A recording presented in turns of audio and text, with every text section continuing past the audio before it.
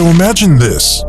You're living in the year 1911, a time when Ford's Model T is fast becoming the best-selling car on the road. But you're not worried about that. You're on top of the world. Everyone loves you, and they consider you the best race car driver in the country. Your fame and popularity leads you to partner up and build a car company, one that even holds your name.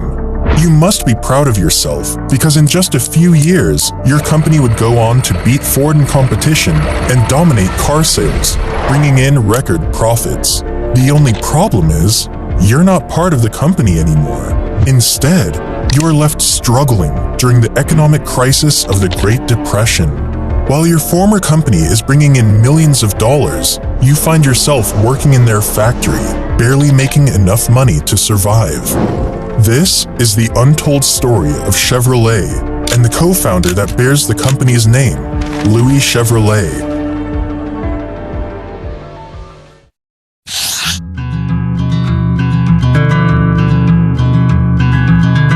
Louis Chevrolet was born on the 25th of December, 1878, in Vauxhall, Switzerland, but spent much of his childhood in the small villages from the Jura mountain. Being the second son of 7 children, Louis would work alongside his father, Joseph Chevrolet, who took care of the family by working in the watchmaking industry. When Louis was 9, the family suffered an economic slump, so they had to leave their hometown and moved across borders to the city of Beaune in France. There, his father opened a new watch store, but it didn't bring in enough money to feed a family of 9. As time passed, things grew more and more difficult for the Swiss family, so much so that they often went days without eating. This led Louis to drop out of school at the age of 11 and get himself a job at the Robin Bicycle Workshop, where they specialized in fixing bicycles and carriages.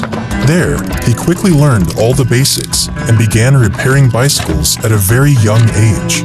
By the time he was 16, Louis had designed his own bicycle, the Frontenac, which he rode in many local races in town and would often finish first place. His talent and wins not only put food on the table of his struggling family, but also sparked a passion for speed in the young mechanic. One day, during the spring of 1897, Louis was sent to the Hôtel de la Poste to repair a steam-driven tricycle that belonged to an American. This tricycle was one of the first automobiles at the time and was creating quite the stir around the region. When Louis arrived, he was blown away by what he had just witnessed and instantly fell in love with automobiles.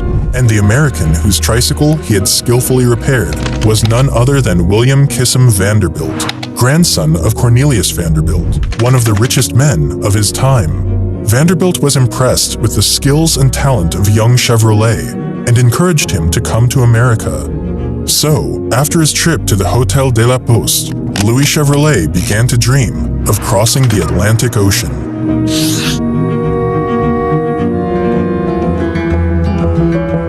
In 1899, Louis finished designing another bicycle, the Gladiator.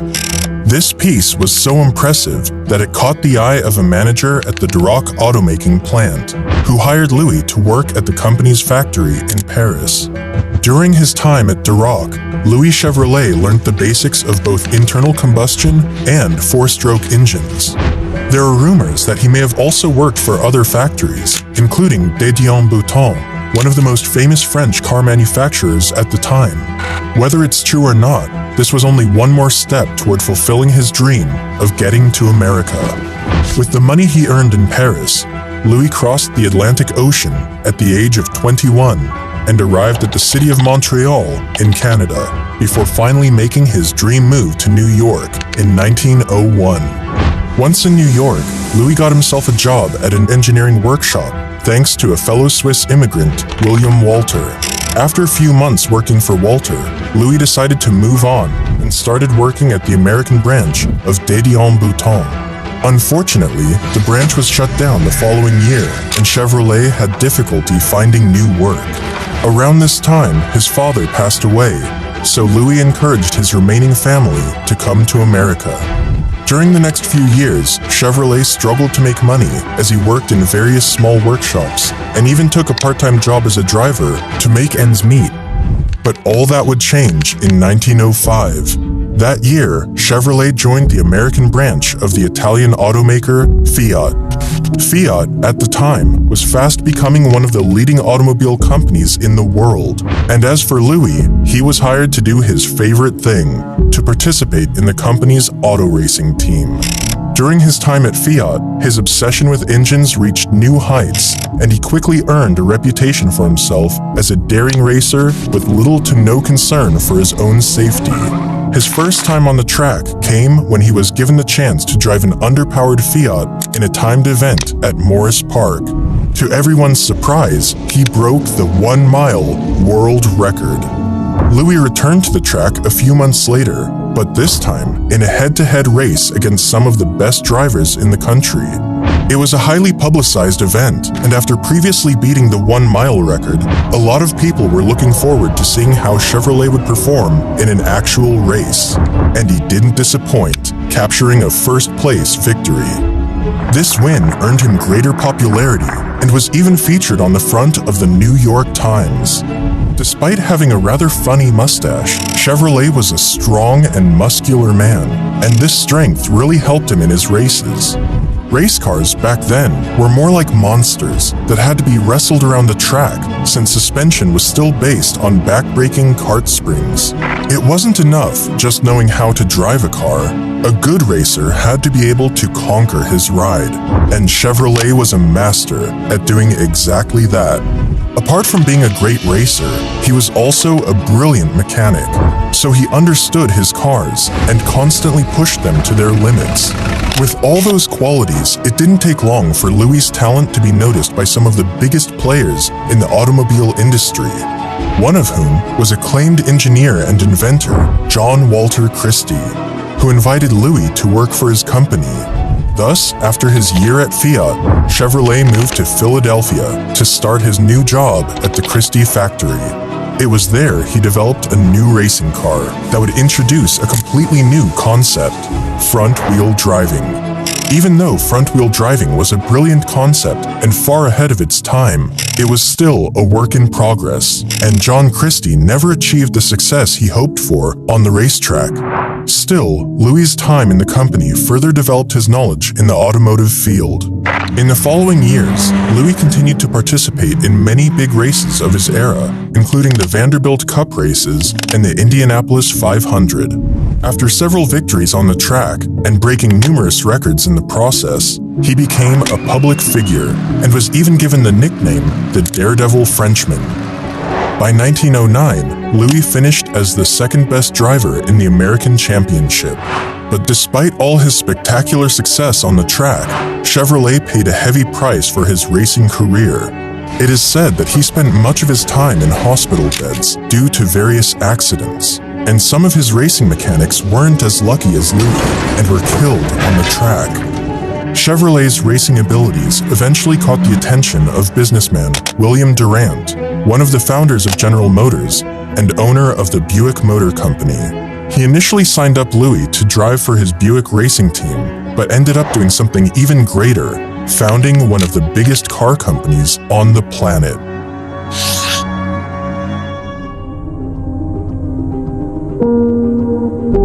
After William Durant, co-founder of General Motors, was fired from his senior management position in his own company due to a financial crisis, he immediately began making plans to re-enter the automobile industry.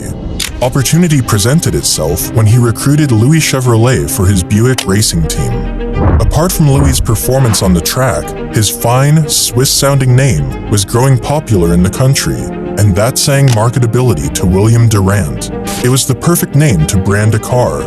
Mr. Durant called a meeting with Louis, in which he proposed that the two of them build a car company together. Louis agreed, and alongside his brother Arthur, they partnered up with William Durant and founded the Chevrolet Motor Company in 1911. Their plan was simple. The Chevrolet brothers would work on designing the vehicle, while William would focus on the marketing side of the business. Louis immediately got to work, and with the help of his close friend Etienne Planche, they spent over 6 months designing a stylish, 6-cylinder car that proved to everyone that Louis' design abilities were just as good as his racing skill. The result was the Classic 6, the very first Chevrolet car to carry the name of its designer. Also known as the Type C, it came with a 4.8-liter displacement engine, which at the time was one of the biggest of its kind and could reach a respectable top speed of 65 miles per hour. It was introduced to the public in 1913 with a price tag of $2,250 or $65,000 in today's currency. The Chevrolet Classic 6 made a name for itself as a luxury car, but in terms of sales, it's believed that only around 500 cars were produced during its first year. Even though Louis was proud of his creation, William was not satisfied. The two of them met to discuss the future of Chevrolet Motors. Louis wanted to build racing cars for the company, but William disagreed and insisted that they needed to focus on high-volume, low-priced cars, just like Henry Ford was proving with the Model T. He tried to convince Louis that it would bring in the bucks and make their brand an institution, but Louis insisted that the brand stood for racing. Their meeting was never fully resolved, and they left their arguments for another day. Louis continued traveling around the country promoting his car, and then he took a short break to revisit his hometown in Europe. By the time he returned from his trip, William had restructured the company into building low-budget cars without Louis' consent. Louis felt insulted by this, and another argument arose between the two founders. The story goes that William Durant told Louis to quit smoking his cheap cigar and to move on to something more exclusive, especially since he was now an executive of a fast-rising company. Durant's wife proceeded to say that it wasn't so much the brand of cigarettes her husband disliked, as much as it was the way Chevrolet held them in the corner of his mouth. This comment hurt Louis so much that he famously told William, "I sold you my automobile, I sold you my name, but I shall not sell my personality to you." After the disagreement, Louis felt that his influence in the company was fading away, so he left the company and went back to doing what he enjoyed most, racing cars. But by 1915, Louis would make a move that would eventually cost him his whole future. He sold his stake in the company and gave up the opportunity to become one of the richest men in America. With that move, William Durant was now the sole owner of Chevrolet Motors and was free to do with the company as he wished. So, he continued his plans of creating budget-friendly automobiles while Louis pursued his original passion of building race cars. Due to his departure, the Chevrolet Classic 6 was the first and only car ever produced during Louis' time with the company. It's likely that Louis never imagined that Chevrolet would quickly grow to become one of the top car brands in the industry, and there was no reason for him to stay in a company he no longer believed in. Louis used the money he earned from his sellout and founded the Frontenac Motor Company in 1915. He dedicated all his time and energy to designing incredibly fast cars, and for the next few years, his cars became very successful on the track. Louis and his younger brother Gaston ruled the racetrack for many seasons thanks to their engineering, and by 1920, the brothers had won the biggest racing trophy in the country, the Indianapolis 500. But just when Louis felt that greater things were coming, he never could have imagined what was about to come next.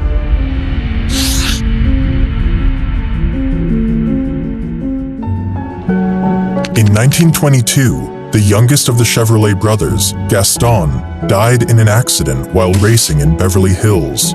Louis was deeply saddened and so inconsolable at the loss of his younger brother that he swore he would never race again. After that, his fortunes began to fade away. His company, Frontenac Motors, had plans of building a prototype passenger car with the help of other investors, but a huge Wall Street scandal surrounding these investors emerged, forcing them to back out of the deal, leaving Louis stuck with all the development costs of the prototype. Shortly after that, he had no choice but to file for bankruptcy. Still, he came together with his brother Arthur and founded the Chevrolet Brothers Manufacturing Company, where they focused on developing motors for automobiles and light aircraft engines. The company started to pick up during the following years and was even expanding its distributions to Canada, England, and even Australia. But with the rise of the Great Depression, their new company only lasted a few short years. After this, Louis Chevrolet tried setting up an aircraft company in Indianapolis, but that too was forced to shut down due to the economic crisis.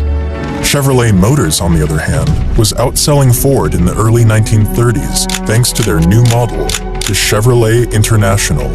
The company's bow tie emblem logo was fast becoming one of the most recognizable brands in the world. At the time, Ford, Chevrolet, and Chrysler were the top 3 car sellers in America and were bringing in a lot of profits. Unfortunately for William Durant, he too was no longer part of Chevrolet due to various acquisitions he made that put him in large debts, which resulted in him being bought out from the company in 1920. By the 1930s, Louis Chevrolet was getting old and losing steam, to a point where he could no longer bring himself to start up another business. He found himself poor and jobless during the worst economic crisis in America. With no better option, he returned to work at the fast-growing company that he once founded.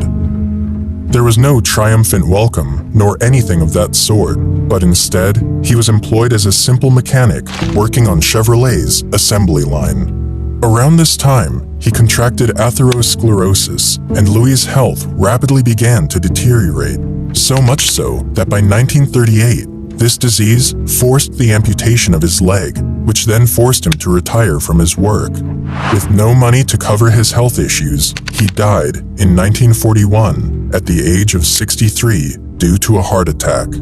His brother Arthur would go on to fall into a deep depression and took his own life just a few years later. After the tragic death of its founder, Chevrolet Motors continued to dominate car sales and reached its highest peak level during the 50s and 60s. It was around this period when they introduced the Corvette in 1953, a 2-seater convertible built using fiberglass instead of steel, which made it easier to design the round shapes of the car's body. This new phenomenon was one of the first production sports cars in America and was the first to succeed and become popular throughout the country. The company's success was followed with the debut of their best model yet, the Chevy Impala, which quickly became a big hit throughout the country for its incredible long design and amazing features. The Impala even broke the world record for the most vehicles sold in a year in the American car market, selling over 1 million units in both 1965 and 66, a record that to this day remains unbroken. This is the story of Chevrolet and the tragic fate of its founder. Even though Louis's life was full of adventure and epic moments, many people don't know his full story. Today, he is buried at the Holy Cross Cemetery in Indianapolis, close to the racing circuit where he was once a legend.